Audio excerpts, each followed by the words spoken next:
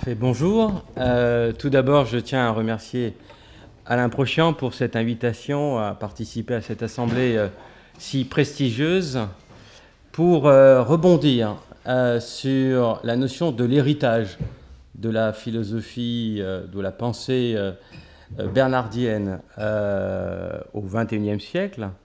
J'ai choisi comme exemple la biologie, plus précisément la physiologie et encore plus précisément la neurophysiologie, pour vous montrer que même au XXIe siècle, on reste inspiré des pensées de Claude Bernard, et notamment cette idée que l'organisme cherche à lutter contre les variations du milieu extérieur en s'adaptant, et donc le concept de l'homéostasie que l'on va voir tout au long de cette présentation. Mais pour débuter, j'aimerais mettre quelques jalons historiques. Le premier, c'est quand un personnage nous dit que finalement, pour comprendre la science, il faut décortiquer la machine. Il faut avoir une approche analytique et extrêmement réductionniste. Alors bon, on peut dire que ça pourrait être l'héritage là, de la philosophie des Lumières. Il faut absolument développer une pensée analytique. Bon, je présume que vous avez deviné qui est l'être humain derrière cette pensée, c'est Sir Francis Crick.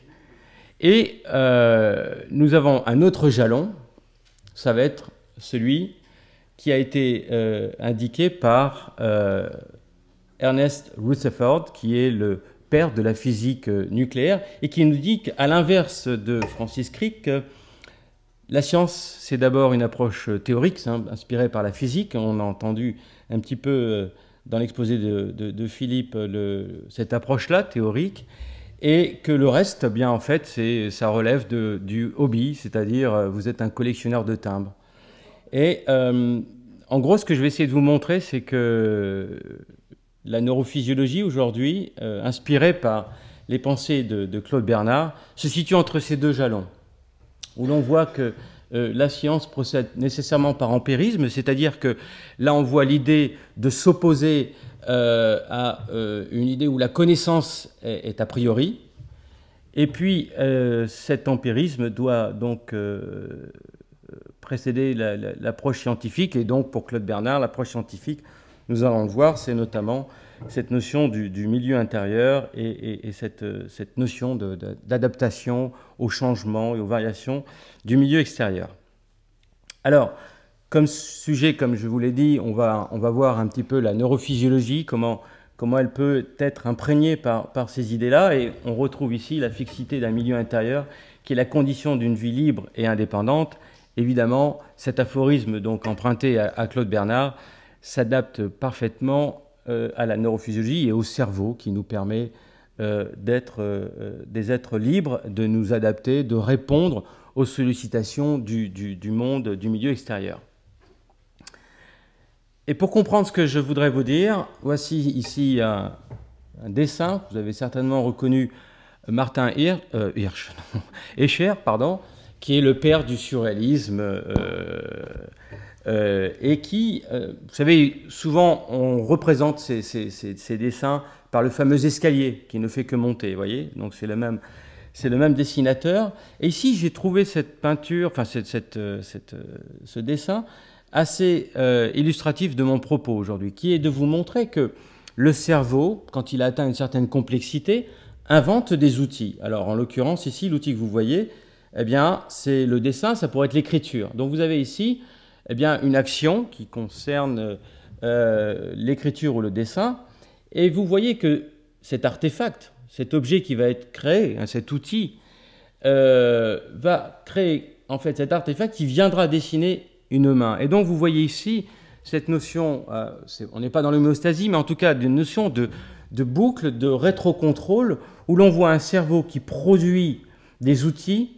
Et ce dont je vais essayer de m'entretenir avec vous maintenant, c'est de montrer qu'en retour, l'utilisation de ces outils façonne notre cerveau. D'accord ? On a tous en tête, évidemment, la première boucle, là, elle est intuitive, parce que le cerveau atteint une certaine complexité. Il est capable d'inventer l'écriture, il est capable d'inventer l'imprimerie, il est capable d'inventer, merci Steve Jobs, les ordinateurs mobiles, etc. Mais en retour, l'utilisation de ces artefacts, de ces objets, cette dynamique que l'on crée dans l'environnement dans lequel nous évoluons façonne en retour ce cerveau. Alors, voici le plan très rapide de l'exposé que je voudrais vous donner aujourd'hui, qui fait écho aux travaux d'Alain Prochian et certainement son allocution d'hier. On va voir ensemble, si vous voulez, l'aspect historique, quels sont ce renouveau, quels sont les faits aujourd'hui qui permettent de revisiter la notion de plasticité cérébrale chez l'adulte.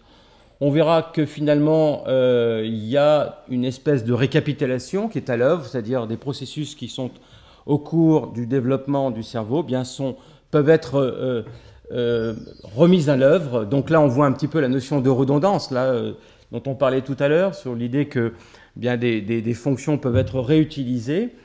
Et on verra que grâce à cette fonction-là, le cerveau adulte est capable d'être façonné, quel que soit l'âge du sujet. Voilà, ceci est un message d'espoir, évidemment, pour nous tous.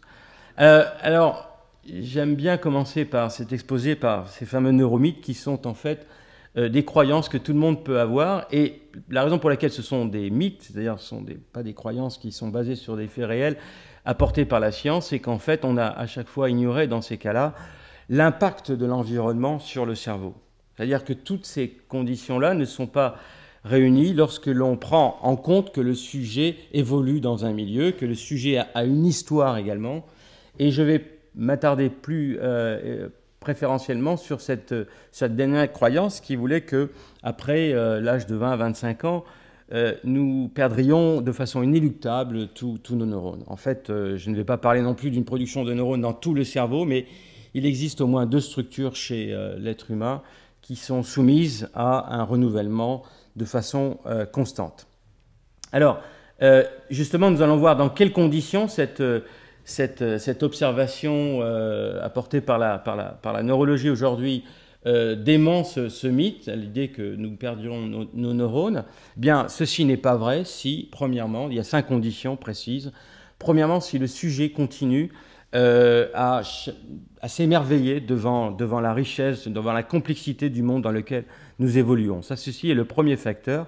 Lorsque nous sommes dans une démarche de compréhension, une démarche de recherche à donner du sens, quels que soient les sujets, pour les cerveaux les plus avancés dans l'âge et analysés de façon post-mortem, on peut trouver des neurones dans un cerveau de 89 ans, à condition que la personne soit, dans ce que disait Socrate, vous savez, la sagesse commence avec l'émerveillement. Donc c'est cette dimension-là qui est de rechercher à donner du sens dans le monde dans lequel nous évoluons. Deuxième facteur, en fait, lorsque l'on sait lutter contre ce que j'ai appelé ici la pollution sonore et visuelle, c'est-à-dire en fait verser dans le bien-être et éviter le mal-être. Dans ces conditions-là, on voit aujourd'hui que les situations notamment de stress chronique, d'anxiété, de dépression, se traduisent par la perte de cette capacité qu'a le cerveau adulte de se voir remodelé par l'expérience, par l'environnement. Troisième facteur aggravant, quand on a affaire à d'usage chronique de psychotropes, donc vous savez, les psychotropes, c'est une famille de 3 éléments, les somnifères, les anxiolytiques et les antidépresseurs, l'utilisation chronique de ces substances-là verrouille également le cerveau et fait perdre cette plasticité du cerveau adulte. Le quatrième facteur aggravant, c'est la sédentarité, parce qu'on s'aperçoit aujourd'hui que parmi les facteurs permissifs pour que ce cerveau puisse se reconfigurer de façon indéfinie, il lui faut l'activité physique, pour des raisons directes ou indirectes. Je n'ai pas le temps de rentrer dans les détails, mais donc sachez que en restant assis toute cette matinée, vous allez peut-être perdre des facteurs de reconfiguration.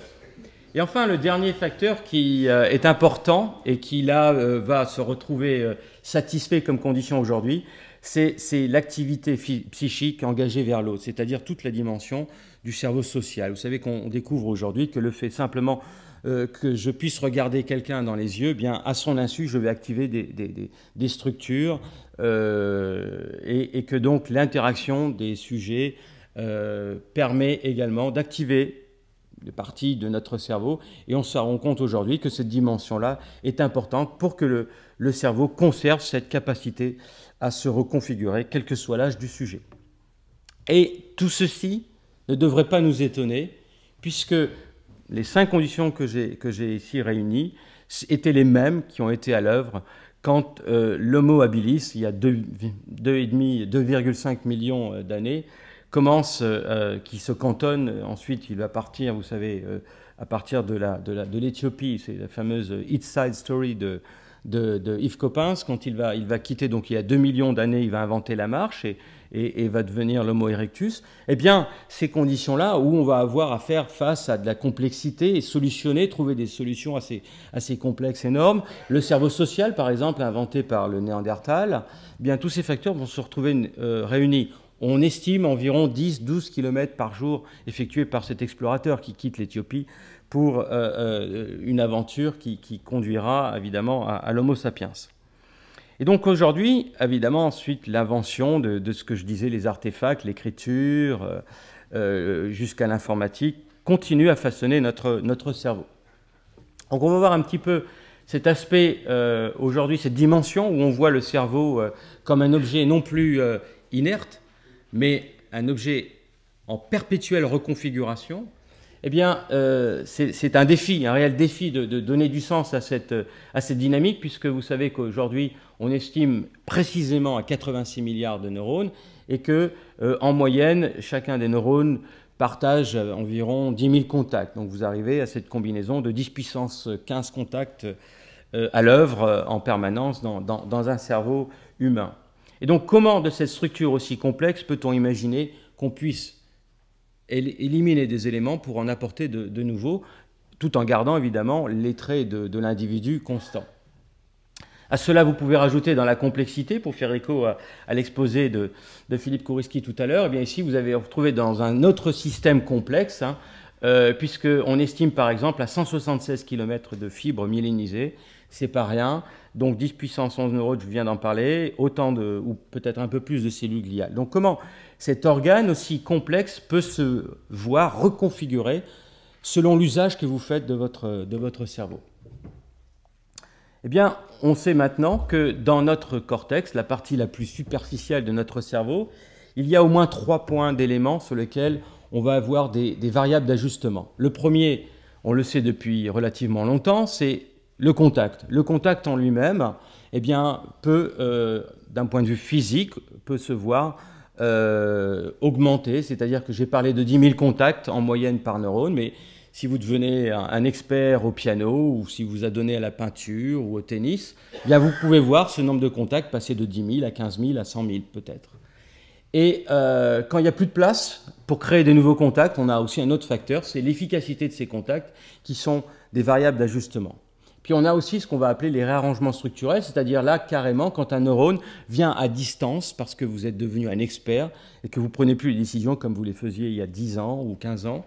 Et donc là, on voit ces neurones venir chercher à distance des contacts. Et donc on n'est plus dans la sphère du microscopique, on est dans l'échelle du nanomètre, du millimètre. Et c'est ce que je vais essayer maintenant d'illustrer par ces réarrangements structurels à distance.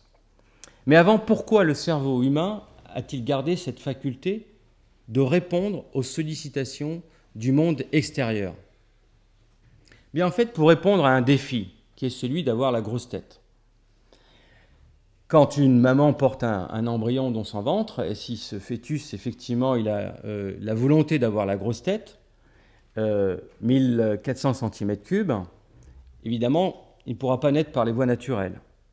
Donc, sous l'action d'une pression évolutive, eh bien, on a contourné le problème et on estime à environ 4 mois de déficit gestationnel lorsque nous naissons, lorsque nous arrivons sur la Terre. C'est-à-dire que nous naissons trop tôt. C'est ce qu'on appelle la néoténie et probablement que Alain Prochian a dû vous en parler. C'est l'idée qu'il y ait un double paradoxe dans la naissance de l'être humain.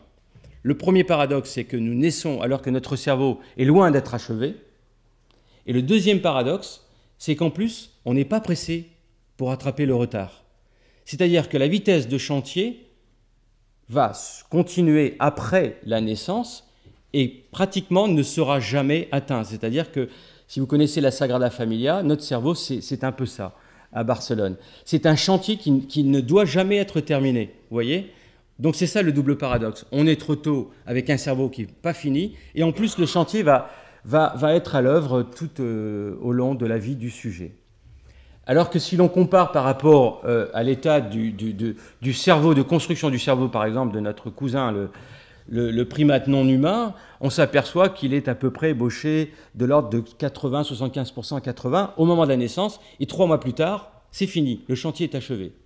Vous voyez ici l'avantage que cela confère, c'est-à-dire qu'on va s'échapper de la dictature des gènes pour donner, si vous voulez, une importance plus importante, enfin, pardon, excusez-moi, une prédominance à la transmission sociale. L'ordre génétique s'efface devant la transmission culturelle. On voit ici que, grâce à ce principe-là, si vous naissez en Chine, votre cerveau va continuer à se construire et cette construction sera influencée par le son du mandarin. Vous voyez, il n'y a pas... Alors que le singe, eh bien, le cerveau s'est construit in utero, il naît avec cette possibilité de reconnaître 3 ou 4 vocables devant le danger, par exemple, d'un prédateur. C'est-à-dire qu'il va reconnaître les vocables des congénères qui partagent la même espèce et donc les mêmes gènes, et reconnaîtra le sens du terme danger devant 3 ou 4 vocables. Nous avons ici, grâce à cette possibilité de construire le cerveau lors de la confrontation du sujet avec l'environnement, et non plus in utero, cette possibilité de façonner le cerveau que l'on veut. Et l'idée aujourd'hui est de dire que cette construction, elle perdure tout au long de la vie. On a parlé tout à l'heure de physiologie humaine avec l'exposé de Philippe Kouriski, eh bien, on voit aussi aujourd'hui poindre, par exemple, les possibilités de revisiter le domaine de la santé mentale, où l'on voit des désordres de la santé mentale tels que l'anxiété ou la dépression, pouvant s'interpréter par ce manque de plasticité, par exemple, du cerveau. C'est-à-dire que l'adaptation, c'est la dépression, c'est le sujet qui perd sa capacité d'adaptation à un monde qui, par essence, dans lequel nous évoluons, est par essence dynamique.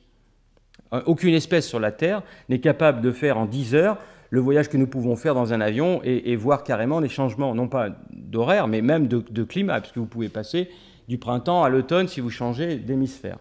Donc vous voyez cette contrainte que nous avons, puisque notre cerveau nous permet de créer de la dynamique dans l'écosystème dans lequel nous évoluons, et la contrepartie, c'est d'avoir un cerveau qui doit s'adapter à cette dynamique. Donc on va voir un petit peu quelques exemples de cette reconfiguration par l'expérience. Le premier, bien évidemment, là, on vient vers la physiologie humaine, et on voit que grâce à l'imagerie fonctionnelle, on peut s'apercevoir qu'un enfant qui commence à partir de 7 ans à jouer du piano, 7 années plus tard, on le reconvoque, on fait un peu d'imagerie et on s'aperçoit que ces spots que vous voyez, ces taches, témoignent de l'épaisseur du cortex qui a augmenté suite à l'apprentissage. Alors on voit bien que cette année d'expérience font que le cortex, la partie on parlait de modules tout à l'heure, bien ici on voit, alors c'est les modules, vous savez, les modules implantés à Fodor, dans notre cortex, et bien ici on a un module qui traite l'information auditive, et puis on a ici le module qui traite la planification du geste. Et bien on s'aperçoit que parce qu'on a pratiqué de la musique pendant cette année, eh bien on a un changement de l'épaisseur des circuits engagés dans ces structures. Vous allez me dire, on n'avait pas besoin de l'imagerie pour savoir qu'un enfant soumis à des tâches d'apprentissage peut avoir son cerveau reconfiguré. Ce qui est plus intéressant, c'est qu'on peut faire la même démonstration chez l'adulte. Chez l'adulte, excusez-moi, on demande à des adultes de prendre des balles et d'aller jongler à la maison et de venir nous voir 3 mois plus tard. Et à ce moment-là, on s'aperçoit que cet apprentissage qui n'a duré que 3 mois, donc vous voyez, quand vous prenez des vacances, ce que ça peut arriver, l'impact de ces vacances sur votre cerveau, ici on voit que 3 mois d'apprentissage ont fait que la partie du cortex visuel et la planification du geste ont été sollicités, et on voit donc une épaisseur, on voit une activité de ces circuits qui est accrue. Et cette augmentation que l'on voit 3 mois plus tard perdure lorsque l'on l'observe 6 mois plus tard, alors que les individus ont cessé de jongler. Donc vous voyez que ce qui est gagné, puisqu'on voit par rapport à la ligne de base, on reste toujours au niveau élevé. Et je parlais tout à l'heure de la santé mentale. Eh bien, cette augmentation-là que l'on voit chez les adultes après une expérience, je dois dire, où on doit trouver certains plaisirs, eh bien, ces observations-là disparaissent lorsqu'on a affaire à des individus anxieux ou dépressifs. Enfin, on peut refaire les mêmes expériences chez les seniors. Ils ont plus de 75 ans et ils avaient moins de 87 ans. Donc, ils étaient dans cette frange d'âge Première observation, bien, c'est que quand ils vont jongler, 3 mois plus tard, ils reviennent et ils témoignent d'une reconfiguration de leur cortex, puisque les parties engagées, ce sont les mêmes parties, soit pour la motricité, la planification du geste, ou pour la vision. On voit une augmentation réelle et significative 3 mois après. Le problème est autre, puisque là, on voit que lorsqu'ils posent les balles et qu'ils reviennent 3 mois plus tard, ils sont plus bas qu'ils n'étaient avant.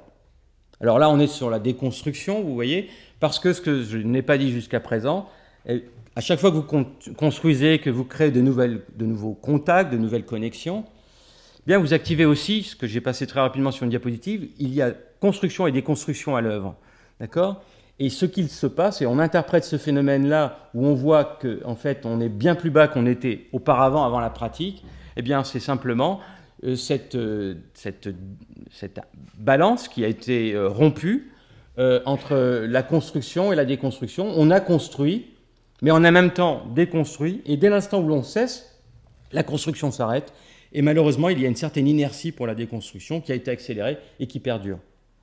Donc voici un petit peu le phénomène quand même que l'on peut voir, encore de nouveau, sur l'impact de l'environnement, l'impact de l'expérience sur le cortex d'un sujet. Je vous ai parlé sur des expériences qui durent 3 mois, mais essayons d'être un peu plus réalistes, c'est-à-dire 5 jours d'expérience. 5 jours quand vous allez, par exemple, vous adonner au sudoku. Voilà, vous ne faisiez rien avant, vous ne connaissiez pas le sudoku, vous avez appris le sudoku, vous faites du sudoku. Ici, on a fait une expérience, on a demandé à ces individus de porter un masque. Ils sont plongés dans la cécité. Donc c'est une cécité temporaire, je vous rassure, qui dure quand même 5 jours. Et à l'issue de ces 5 jours, on leur demande de mettre la main dans une boîte en bois et ils doivent toucher une stimulation qui est au bout avec leur index. Et cette stimulation est très simple, c'est un cercle dans lequel nous avons collé ici des petites bandes de velours et les individus doivent nous faire un compte-rendu verbal. Je sens une stimulation, les barres sont horizontales, elles sont verticales, l'angle est de 45 degrés, etc., etc. Quand vous commencez au jour 1, tout le monde, donc les points noirs ici sont les aveugles temporaires et les voyants, tout le monde a le même seuil de sensibilité. Mais 5 jours plus tard, vous apercevez que le seuil de sensibilité est augmenté chez les aveugles temporaires. C'est-à-dire qu'ils sont capables de vous dire qu'il y a une rotation de 10 degrés que les autres ne sont pas capables de voir. Comment ça marche? Est-ce que c'est le doigt qui s'est reconfiguré? Bien, quand on fait cette expérience donc au 5e jour, ici vous avez cette région bleue qui est la région qui est chez tout le monde activée lorsque l'on touche avec un doigt une stimulation quelconque. Donc on voit que chez les aveugles temporaires, ils ont stimulé cette région. Mais on peut voir aussi également une autre région qui est activée, qui est la région visuelle. Cette région-là aurait dû normalement être stimulée par la rétine. Et c'est ce que j'ai appelé ici, c'est du recyclage, parce que c'est du Veolia avant l'heure, c'est-à-dire qu'on préempte un territoire, on recycle un territoire qui n'est plus utilisé, qui normalement doit recevoir de l'information de la rétine, mais comme on est devenu aveugle, bien, il n'y a plus d'information, et on voit à ce moment-là qu'il peut y avoir des connexions entre ces deux territoires, puisque les sujets deviennent capables, en stimulant avec leurs doigts, cette région-là qui normalement devrait être instruite et informée par la rétine. Et c'est la raison pour laquelle leur seuil s'est amélioré. Parce qu'au lieu d'utiliser un seul territoire, ils en utilisent 2 avec le doigt. Donc vous comprenez pourquoi le braille, tout ça, peut fonctionner. Il me reste combien de temps? Je suis qu'à l'introduction, là. Combien? Non, non. Non, je sens que vous avez faim. Un quart d'heure, 15 minutes, c'est parfait. C'est parfait. Je vais passer un petit peu ce domaine-là, mais évidemment, il est extrêmement porteur, cette idée que le cerveau adulte est capable de se reconfigurer, à condition que vous lui fournissiez les conditions permissives. Je vous ai parlé de territoires qui se mettent en contact, mais on peut aller bien plus loin. On peut mettre des territoires de notre cerveau, notamment du cortex, en phase avec des machines. Et c'est tout un secteur qui est en pleine évolution, qui est celui de l'interface du cerveau avec la machine. Alors, voici un exemple ici, où l'on voit un singe, qui a été implanté, qui a reçu des électrodes dans son cortex, dans la partie motrice, qui gère la main droite.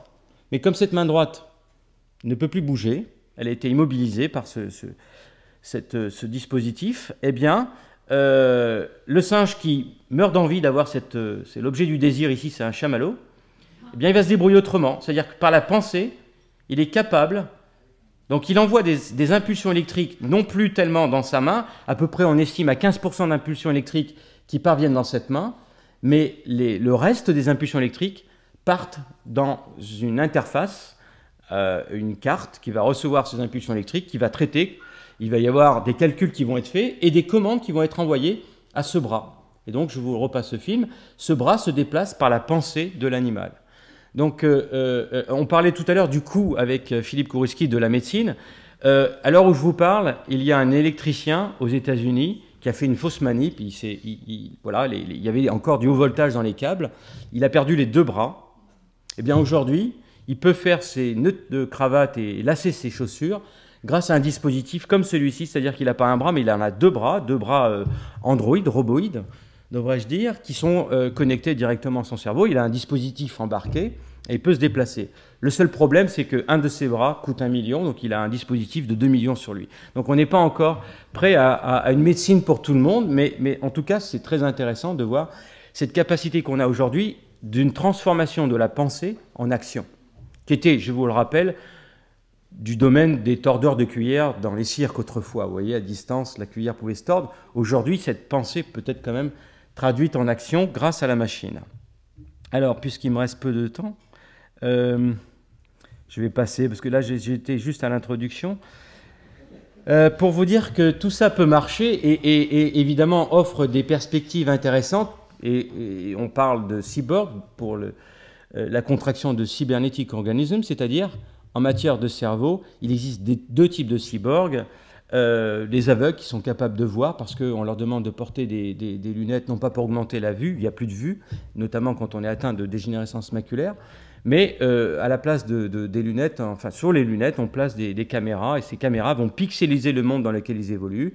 Ces pixels sont envoyés à des dispositifs embarqués, donc des processeurs qui vont calculer et qui en retour vont décharger des impulsions électriques qui seront délivrées sur des électrodes en tungstène qu'on va greffer et qui vont délivrer du courant sur le nerf optique. Puisque en fait, finalement, il y a cécité, c'est simplement parce que les capteurs sont grillés, mais le reste du cerveau fonctionne très bien. Donc en fait, les processeurs internes que nous avons fonctionnent très bien. Et donc, on voit aujourd'hui des individus qui sont capables de lire des lettres dont la taille est de 8 cm. Alors, ces 8 cm, cette résolution-là, elle est atteinte par la vitesse de calcul des processeurs. Si on pouvait les attacher aux ordinateurs en cluster du CERN, je pense que la résolution serait peut-être du millimètre. Mais bon, pour avoir un dispositif embarqué avec la vitesse de calcul aujourd'hui des processeurs, on est limité à cette résolution de 8 cm. Autre type de cyborg, ce sont les individus qui perdent l'audition, de nouveau liés à une déficience de l'organe de Corti, donc c'est l'appareil sensoriel. Et à ce moment-là, on peut remplacer l'appareil sensoriel par un dispositif électronique qui viendra délivrer, par l'intermédiaire de processeurs, des impulsions électriques au nerf auditif. Et le cerveau, pourquoi je vous parle de ça dans le domaine de la plasticité cérébrale, c'est que le cerveau devra donner du sens à des impulsions électriques. C'est-à-dire que pour l'individu à qui vous lui dites maintenant, ce que tu vois là, ça s'appelle une bouteille, ce que tu ressens dans ton cerveau, ça s'appelle une bouteille, il est obligé c'est une renaissance en somme. Il doit réapprendre à voir avec ses nouveaux yeux. Et donc là, on voit ici, de nouveau, c'est grâce à cette faculté de plasticité que les individus sont capables de retrouver la vue. Alors, pourquoi tout ça fonctionne? Eh bien, parce qu'on s'est aperçu que dans le cerveau adulte, je vous ai parlé des changements du nombre de contacts, je vous ai parlé de l'efficacité des contacts, je vous ai parlé de contacts qui peuvent se faire à distance, mais on doit rajouter à cette liste de 3 facteurs un 4e facteur qui est celui pour certaines régions de produire des neurones, quel que soit l'âge du sujet. Et que l'on voit par exemple ici dans cette image qui a été prise avec des fibres optiques, eh bien, c'est un petit peu pour moi... C'est très sentimental parce que c'était la première fois où nous pouvions apporter à nos détracteurs la preuve que des neurones se déplaçaient chez un sujet qui est un rongeur, je vous rappelle, je vous rassure, ici il ne s'agit pas de faire des expériences humaines, mais pour la première fois nous étions capables de montrer, vous voyez c'est un film qui marche en boucle, j'essaie de trouver voilà, le point de départ de ce neurone par exemple, et vous le voyez filer vers sa destination privilégiée. Donc nous étions capables pour la première fois de démontrer que ceci a été fait en 2005, que les véritables neurones qui naissent sont capables aussi de trouver leur cible. Et tout ceci offre la possibilité de revisiter, comme je l'ai dit tout à l'heure, en matière de santé humaine, la pharmacopée. En somme, ici, vous allez voir ici un neurone qui a à peu près 3 semaines. Et vous voyez de temps en temps, au bout, là, un voile apparaître et disparaître. Et ici, ce voile, il va apparaître dans cette condition maintenant. Je vous dirai ce que c'est plus tard. Quand ce voile apparaît, c'est son point d'ancrage. La cellule est figée, ne peut plus naviguer. Et on va voir l'inverse ensuite dans une troisième condition, où vous voyez ici le point d'ancrage ne jamais apparaître. C'est-à-dire que cette cellule est capable, c'est Schumacher, là, elle est capable de voyager et d'atteindre la cible à distance. Évidemment, donc tout ça est intéressant parce qu'on peut voir ici l'idée de nouvelles molécules qui vont pouvoir stimuler, inciter les neurones à voyager plus vite, plus rapidement, parce que quand on a un neurone qui s'arrête dans son voyage, eh bien, il est de suite éliminé. Donc, bon, je manque de temps, donc je vais aller plus rapidement. Il doit me rester 5 minutes, c'est ça? Pour vous montrer ce qu'on peut faire en matière de prise de contrôle de la prise de décision chez un sujet. Ici, on va voir par exemple des expériences où je vous explique ici ce que vous allez voir en vidéo avec ce schéma. Si la vidéo veut bien marcher. Voilà. Vous allez voir une souris qui décidément a l'air timide. Bon. Ah, ça va marcher là. Oui, c'est parti. Donc vous allez voir une souris qui va mettre son nez dans un petit trou et elle va déclencher l'arrivée d'une odeur. Et elle doit savoir que quand c'est l'odeur de menthe, il faut aller chercher la récompense. Donc sur la vidéo, quand vous verrez ce petit marqueur, bien c'était un succès dans le test. Et puis là, on va voir que si elle fait cette rétraction et qu'elle ne fait rien, elle est une erreur. Et puis quand elle sent la rose, il faut qu'elle sache qu'il ne faut pas les boire. Et que si elle va boire, bien sur la vidéo, vous verrez que c'est une erreur. Et puis la quatrième possibilité, c'est je sens la rose et je me retire et je ne fais rien. Je me retiens. Et donc ça, c'est correct. Et sur la vidéo, vous allez voir maintenant une petite souris avec un petit chapeau. Et ce petit chapeau, en fait, ça nous permet de délivrer de la lumière dans sa tête parce qu'on a rendu les nouveaux neurones qui viennent de naître dans son cerveau sensibles à la lumière. Bon, je ne vous rentre pas dans les détails. C'est grâce à la thérapie génique, on peut modifier les nouveaux neurones. Et là, on va délivrer de la lumière. Alors, l'animal démarre. Alors, il démarre, il va être au hasard. C'est-à-dire que, vous voyez, là, il a senti la fraise. Le petit point que vous voyez, c'est ici. Ce petit point vous indique la nature de la stimulation. Donc là, ça sent la fraise. Il ne devrait pas les boire. Il est allé boire, donc il a tort. Et alors, on est à 50%. On est dans l'aléatoire. Et puis, au bout de 20 leçons, vous allez arriver là. Eh bien, vous allez voir que là, l'animal, donc là, ça sent la fraise. Bon, il ne faut pas les boire, il est allé boire. Il a fait une erreur. Mais en fait, tous les essais, ensuite, il va les traduire par des réponses correctes. Vous voyez, là, ça sent la menthe, il est allé boire, bravo. Et donc, on s'est aperçu, là, qu'en délivrant de la lumière et en stimulant les nouveaux neurones, eh bien, on a activé la vitesse d'apprentissage de l'animal. Et quand on l'interroge 1 mois plus tard, sa mémoire est extrêmement robuste. Il est capable de se souvenir de ce protocole-là, menthe associée avec la récompense. Quand je sens la fraise, je ne fais rien. Alors que des animaux contrôle, eh bien, étaient incapables de répondre à cette tâche-là. Donc voilà, je vais très vite terminer. Ça c'est bon, on en discutera si vous voulez plus tard.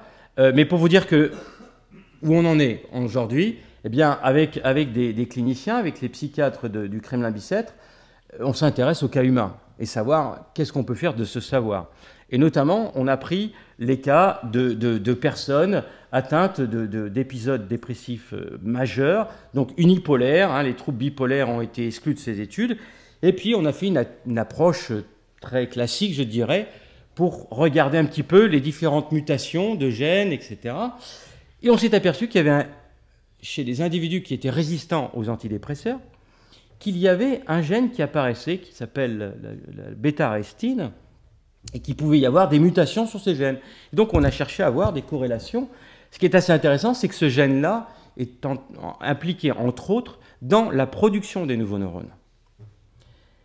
Et c'est un début, hein, c'est donc, je vous livre là des expériences qui débarrent depuis quelques mois, mais on commence à voir poindre des corrélations. Voilà. Par exemple, la possibilité de voir les mutations, donc si vous avez des différentes mutations, et eh bien, le nombre d'épisodes, ce qu'on appelle EDM, donc ce sont les épisodes majeurs dépressifs, ou dépressifs majeurs, pardon, et on s'aperçoit que voilà, il y a des mutations qui nous permettent de prédire, même si la personne n'a pas été encore dépressive, qu'elle sera enclin à verser dans la dépression. Pourquoi je vous parle de ça?